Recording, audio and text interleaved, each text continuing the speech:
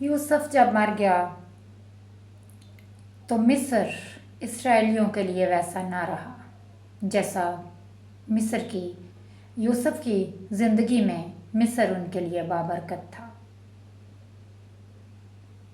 यूसुफ अभी ज़िंदा ही था तो कलाम में लिखा है कि जो पहला बादशाह जिसके साथ यूसुफ काम करता था, जिसने यूसुफ को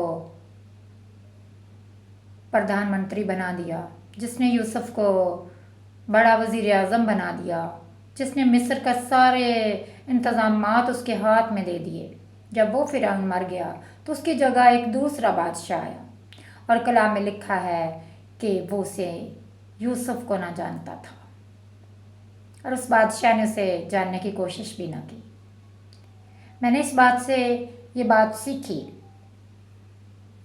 कि जहाँ हम काम कर रहे होते हैं, जब ओहदे बदले जाते हैं, जब लोग मर जाते हैं तो उनकी जगह कोई दूसरे लोग आते हैं, जब नए लोग आते हैं और हम वहीं पर काम कर रहे होते हैं और वो हमें नहीं जानते कि हम किस कदर वफादारी के साथ उस जगह काम करते हैं, तो वो ज़्यादातर हमारे लिए तकलीफ़ का बायस भी बन जाते हैं। जो लोग पहले से हमारे साथ होते हैं उनके साथ हमारी ऊंच नीच भी हो, कुछ भी हो, लेकिन हम एक दूसरे के लिए सदा ब्लेस्ड रहते हैं। लेकिन नए आने वाले लोग इतने बाबरकत नहीं होते जितने वो जो पहले मौजूद होते हैं।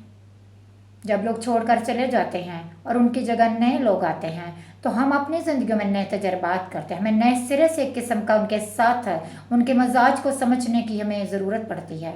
हम उनके मजाज पर शायद पूरा नहीं उतरते क्योंकि हम तो पहले ही वहीं पर होते हैं और हम उस जगह को, उन कामों को अच्छे से कर रहे होते हैं, लेकिन हम उस शख्स के मजाज से वाकिफ़ नहीं होते। और फिर वो क्या करता है, वो देखता है कि ये किस कदर ब्लेस्ड है तो वो सख्तियाँ करने शुरू कर देता है। इसी तरह यूसुफ और उसके भाइयों के साथ और उसके ख़ानदान और यकूब के सारी नस्ल के साथ भी ऐसा ही हुआ। उसने देखा कि वो किस कदर बढ़ गए हैं मिस्र में, तो उसने उन पर सख्ती करना शुरू कर दी। यूसुफ अपने भाइयों के लिए परवरदिगार का इलाही इंतज़ाम था। यूसुफ अपने बाप और अपने बहन भाइयों के लिए पहले से भेजा गया एक ऐसा इंतज़ाम था जिसने बहुत सख्तियाँ सही, जिसने बहुत दुख सहे। मेरे और आपके पास भी खुदा ऐसे ही यूसुफ को भेजता है और उसने हमारे से पहले यूसुफ को तैयार किया हुआ है। उन मुसीबतों, उन दुखों, उन काल की जगह, वो साल जो काल के आने वाले होते हैं, उनके लिए वो यूसुफ ही है जो इंतज़ाम करके रखता है। हमारे तमाम के तमाम यूसुफ मर जाते हैं, उनके साथ ही हज़ारों आसाइशें मर जाती हैं। यूसुफ के मरने के बाद इसराइलियों के लिए मिस्र फिर वैसा ना रहा और ना हमारे लिए दुनिया फिर वैसी रहती है जैसी हमारे बाज़ अजीज़ों के जीते जी थी। जब कुछ लोग इस दुनिया से चले जाते हैं, वो हमारे घर की जगह हों, हमारे ऑफिस हों, हमारे काम की जगह, हमारी कंपनीज हों, हमारे साथ के लोग हों, तो ज़रूर फ़र्क पड़ता है। वो चीज़ें वैसी नहीं रहती। मगर गौर करें कि इस गमनाक मौत का दरवाज़ा दुख किस तरह हल्का हुआ।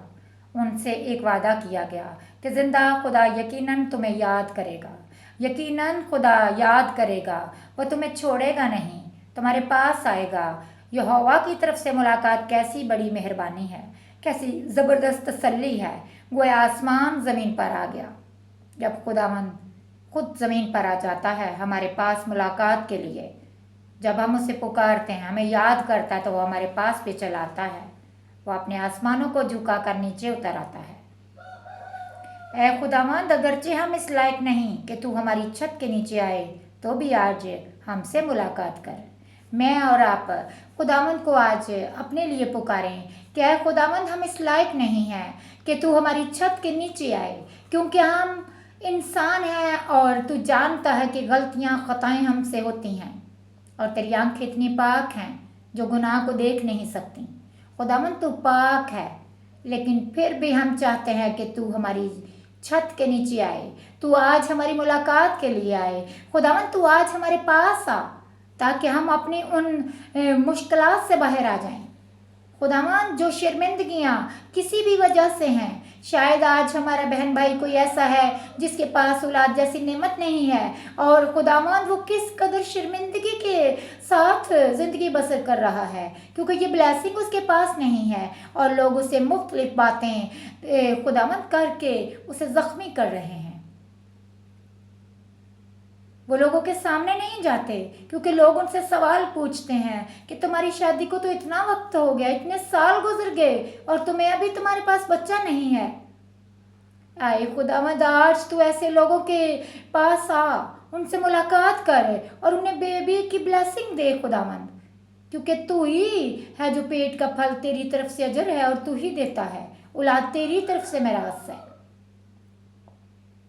ऐसे वो लोग हैं आई खुदावंद जो बहुत सारी बीमारियों के अंदर आई खुदावंद अपनी सांसें गिन रहे हैं, वो मौत के मुंह के पास हैं खुदावंद, मौत के मुंह के आगे हैं खुदावंद। तो उनकी ज़िंदगी की हदों को बढ़ा दे। आज उनसे तू मुलाकात कर खुदावंद, आज उनसे तू मिल खुदावंद, आज उनके तू पास आ खुदावंद। बेशक खुदावंद हम ऐसे हैं कि तू हमारी छत के नीचे नहीं आ सकता, हम इस लायक नहीं हैं, लेकिन हम चाहते हैं कि तू हमारी छत के नीचे आए, तू हमारे पास आए, तू अपने आसमान को झुका कर अपने लोगों के पास आए। आज इस वक्त जो कोई भी तुझे अपनी शिफा के लिए पुकार रहा है, तेरे से ज़िंदगी मांग रहा है, तो आए बाप तू उन्हें ज़िंदगी दे, क्योंकि ज़िंदगी की तू ही ज़िंदगी है, ज़िंदगी तेरे पास है। और यीशु तूने कहा कि राह हक और ज़िंदगी मैं हूँ, कोई मेरे बगैर बाप के पास नहीं जा सकता। आए खुदा बाप तेरे पास ही ज़िंदगी की हदें बढ़ा देने की कुदरत है, तो लोगों को खुदावंद मुकम्मल तौर पर शिफा दे, जो इमरजेंसी में है, जो आईसीयू में है, जो अस्पताल में पड़े हैं, जो घरों में बीमारियों में पड़े हैं, तो खुदावंद तू उनको शिफा बख्श दे, उन्हें निकाल उन दुखों से, उन मुसीबतों से, उनसे मुलाकात कर। आए खुदावंद तू मुलाकात कर उनसे, तू यहोवा यरी है, तू मुहैया करने वाला है, तू वक्त पर मुहैया करता है। तूने अब्राहम के लिए मूरिया के पहाड़ पर मेंढा मुहैया किया कुर्बानी के लिए, तो तू आज इन लोगों के लिए भी, मेरे लिए भी खुदावंद तू मुहैया कर। तो वही यहोवा यरी है, तू बदलता नहीं कभी भी। खुदावंद मेहरबानी कर। लेकिन कुछ और वादा भी किया गया कि खुदावंद उन्हें मिस्र से निकाल ले जाएगा। यूसुफ की वफ़ात के बाद मिस्र उनसे नहायत सर्द महरी से पेश आएगा, वो पहले से ही बता रहा है, बल्कि ये उनके लिए गुलामी का घर बन जाएगा, मगर हमेशा तक ऐसा ना रहेगा। खुदा उन्हें रिहाई देगा, वो वहाँ से निकल जाएंगे और मुल्क मौत का रुख करेंगे। हम यहाँ हमेशा तक रोते ना रहेंगे, हमें जलाली वतन से बुलाया जाएगा कि अपने अजीज़ों से मिल जाएं। इसलिए इन बातों से एक दूसरे को तसल्ली दिया करो। इस दुनिया में सदा का रोना नहीं है, ये दुनिया एक मुसाफर खाना है और मुसाफत की जगह पर है। इस ज़मीन पर, इस स्यारे पर खुदा ने इंसान को हमें एक मुसाफत का जीवन देने के लिए, जीने के लिए भेजा है, और हम उसे खुदावंद के डर और खौफ के नीचे रहकर गुजारें, तो ये रोना सदा का जो है ये ख़त्म हो जाएगा। और खुदावंद जो जलाल का बादशाह है, वो वहाँ से आवाज़ देगा कि आओ मेरे बाप के मुबारक लोगों, मसीह वहाँ से हमें पुकारेगा। तो वो रोने ये जो इस दुनिया के हैं ये ख़त्म हो जाएंगे। उनको ख़त्म करने के लिए कि ये सदा का रोना यहीं पर ही रह जाए, तो हमें खुदावंद के पास आना है, मसीह पर ईमान रखना है, क्योंकि ईमान के बगैर कुछ नहीं हो सकता। जो ईमान रखता है उसके लिए सब कुछ हो सकता है। Thank you so much. खुदावंद मेरे और आपके लिए ऐसा ही करे।